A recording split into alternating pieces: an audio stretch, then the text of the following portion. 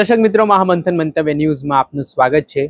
માલધારી સમાજના આગેવાન ઠાકરસિંહ રબારીએ જીપીએસસીના ચેરમેન હસમુખ પટેલ સામે ગંભીર આક્ષેપ કરવાની શરૂઆત કરી છે અને તેમની કામગીરી સામે સવાલ ઉઠાવ્યા છે। જ્યાં જીપીએસસીની થોડાક સમય પહેલા પરીક્ષા લેવામાં આવી હતી ને આ પરીક્ષામાં જાતિવાદ ચલાવવામાં આવતા હોય તેવા આરોપો માલધારી આગેવાન ઠાકરસિંહ રબારીએ પોતાના નિવેદનમાં લગાવ્યા છે। તેમાં તેમણે રબારી સમાજના એક યુવાન જેમનું નામ નરેશ રબારી છે તેઓ ખૂબ સારા ટકા લાવ્યા, જ્યારે તેઓ ઇન્ટરવ્યૂમાં પહોંચ્યા ત્યારે તેઓને ફેલ કરી દેવામાં આવ્યા હોય તે પ્રકારના આક્ષેપો ઠાકરસિંહ રબારીએ લગાવ્યા અને તેમણે પોતાનો બળાપો પણ ઠાલવ્યો। જે પરિસ્થિતિ નિર્માણ પામી છે જીપીએસસીમાં, એવા આક્ષેપો તેમણે કર્યા કે જાતિવાદ ચાલે છે, ઓબીસી સમાજને સાઇડલાઇન કરવામાં આવે છે ને અન્ય સમાજના લોકોને વધારે તક આપવામાં આવે છે, તે પ્રકારના આરોપથી ખળભળાટ મચી જવા પામ્યો છે। ઠાકરસિંહ રબારીએ પોતાની હૈયાવદાર ઠાલવી અને જે રીતે અગાઉ પણ ઘટનાક્રમ બન્યા છે ઓબીસી સમાજના લોકો સાથે ને જીપીએસસીમાં તેઓ સક્ષમ છે, લાયક છે, પરીક્ષામાં સારા એવા ગુણો લાવે છે, તો તેમને ઇન્ટરવ્યૂમાં ઓછા ગુણો આપીને તેમને પાછળ પાડવાના પ્રયાસો કરવામાં આવતા હોય ત્યાં સુધીના આક્ષેપો ઠાકરસિંહે લગાવતા શું કહ્યું તે સાંભળો। જય શ્રી કૃષ્ણ। ગુજરાત જીપીએસસીની પરીક્ષા બાબતે ઘણા સમયથી ચર્ચાઓ ચાલતી હતી, પરંતુ અભ્યાસ કર્યા સિવાય ક્યારે કોઈ બાબતની ચર્ચા ના કરવી જોઈએ। હસમુખ પટેલ એના જે વિધિવત રીતે જીપીએસસીની પરીક્ષાઓ લે છે, બંધારણીય હોદ્દા ઉપર બેઠા, પરંતુ મારી દ્રષ્ટિએ હસમુખ પટેલ નામ કેવું એ પણ મને દુઃખ લાગે છે। મને ખૂબ હસમુખ પટેલ ઉપર પ્રેમ હતો કે મારા બનાસકાંઠાના પનોતા પુત્ર હોય ને આવડી જવાબદારી જ્યારે હોય, પરંતુ આજે દુઃખ લાગે છે તમારા પિતાશ્રી બાલુંદ્રા ગામમાં તમારો જન્મ થયો છે, અમીરગઢ તાલુકાનો, અને બનાસકાંઠાનો આપ ગૌરવ હતા, પરંતુ તમે પટેલ નામ પાછળ તો લગાડવું જ ના જોઈએ, કારણ કે પટેલો તો આ દેશની આઝાદી અપાવવા માટે સરદાર પટેલે આઝાદી અપાવી। તમારા નામ પાછળ અને હસમુખો ચહેરો, આવું સુંદર નામ, અને તમારા કર્મો કાળા થઈ, હસમુખ નહીં પણ કાળમુખ નામ તમારું રાખવું જોઈએ। કે તમે અગાઉ પણ બનાસકાંઠાના એક ચૌધરી યુવાનની પરીક્ષામાં લેખિતમાં જેના માર્ક્સ ફૂલ હતા છતાં ઇન્ટરવ્યૂમાં આપે કાપી, એ જ દીકરો યુપીએસસીની પરીક્ષા ચૌધરી યુવાન અગાઉ પાસ કરી। ત્યારે હું તો દેશના વડાપ્રધાન નરેન્દ્ર મોદી અને ગુજરાતના મુખ્યમંત્રીને કહેવા માંગુ, તમે હજુ સબક લેતા નથી। એ વખતે પણ હસમુખ પટેલે મોટો છબરડો કરીને યુવાનને અન્યાય કર્યો હતો। આવા અન્યાય આ વખતની પરીક્ષામાં મારા સમાજનો દીકરો નરેશભાઈ આયદનભાઈ રબારી ગુજરાતમાં જીપીએસસીમાં ટોપ લેવલ ઉપર આવ્યો અને તમે ઇન્ટરવ્યૂમાં એને હાવ અન્યાય કર્યો અને 20મા નંબરે ગુજરાતમાં આવ્યો। એ થોડા સારું બચી ગયો, બાકી એ જીપીએસસી ક્લાસ 2 બનતો અધિકારી બનતો રહી જો।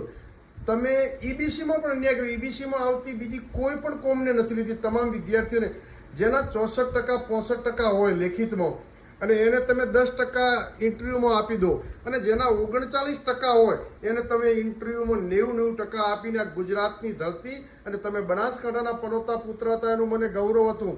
તમારું ગુજરાતના આઈપીએસ કેડરમાં નામ હતું કે હસમુખ પટેલ એટલે નોન કરપ્ટેડ અધિકારી, અને બનાસકાંઠાના પુત્ર તરીકે સૌ બનાસવાસીઓને ગૌરવ હતું, પરંતુ તમે તમારા નામને લજવ્યું છે।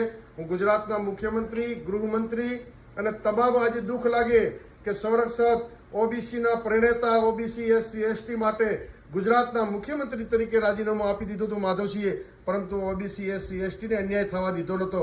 આજે જ્યારે ઓબીસી એસસી એસટી સમાજો હોય કે ઈબીસીના તમામ સમાજ, તમે જાતિવાદનું ઝેર ફેલાવીને આજે દીકરાઓ પોતાના ઉજ્જવળ ભવિષ્ય માટે જીપીએસસીની પરીક્ષા આપતા હોય અને તમે એને તમારા પાપના ઘડાઓ તમે અન્યાય કરો। તમે કરપ્શન નથી કરતા તો તમે જેના 64-65% હોય એને તમે ઇન્ટરવ્યૂમાં 10% 15% આપીને અન્યાય કરી રહ્યા છો, અને જેને 39% હોય 40% એને તમે ઇન્ટરવ્યૂમાં 90% આપો, માત્ર ને માત્ર એક જ વ્યક્તિઓને આવું અન્યાયકારી વલણ તમે બંધારણીય હોદ્દા પર બેસીને કરી રહ્યા છો। ત્યારે ગુજરાત સરકારના માનનીય મુખ્યમંત્રી શ્રી, માનનીય ડેપ્યુટી મુખ્યમંત્રી શ્રી હર્ષભાઈ સંઘવીને વિનંતી કરું છું કે તમામ સમાજોને અન્યાય થઈ રહ્યો છે, અને આ હસમુખભાઈ જે જાતિવાદનો ઝેર ફેલાવીને ગુજરાતની ધરતીને કલંકિત કરવાનું કામ કર્યા છે, તાત્કાલિક એમને આ બંધારણીય હોદ્દા ઉપરથી નહીં હટાવવામાં આવે તો ગુજરાતના તમામ સમાજો સડકથી સંસદ સુધી જ્યાં લડવું પડે ત્યાં લડશે।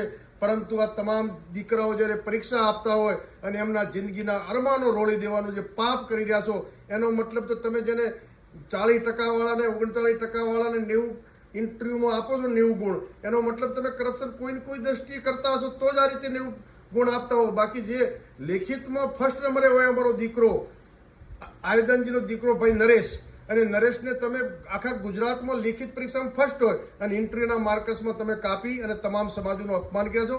ગુજરાત સરકારને માનનીય મોદીજી તાત્કાલિક પગલાં લઈ અને આ બંધારણીય હોદ્દા ઉપરથી હસમુખભાઈને હટાવે. એમનું નામ પણ હસમુખ નહીં કાળમુખ રાખવું જોઈએ. આવા અધિકારીએ જે ગુજરાતની ધરતી અને બનાસકાંઠાના પુત્ર થઈ અને તમે કલંકિત કર્યું છે, દુઃખદ બાબત છે. તાત્કાલિક બંધારણીય હોદ્દા ઉપરથી એમને હટાવવામાં નહીં આવે તો ગુજરાતની જનતા જ્યાં લડવું પડે ત્યાં લડીશું. આપણે સાંભળ્યા આ હતા માલધારી સમાજના આગેવાન કોંગ્રેસના નેતા ઠાકરસિંહ રબારી. જીપીએસસીની પરીક્ષા સામે તેમને સવાલ ઉઠાવ્યા છે. ભૂતકાળમાં પણ આ જીપીએસસીની પરીક્ષા છે તે વિવાદમાં આવી ચૂકી છે, ત્યારે વધુ એકવાર આ મુદ્દો જાતિવાદનો પણ બન્યો હોય તેવું ચર્ચાઈ રહ્યું છે. ત્યારે આ મામલાને લઈને હવે જે વિવાદ વકરવાની શરૂઆત થઈ છે, ત્યારે આગામી સમયમાં શું નવા જૂની થાય છે તે જોવું રહ્યું. દર્શક મિત્રો, આવા જ વિડીયો જોવા માટે મહામંથન મંતવ્ય ન્યૂઝ જોતા રહો.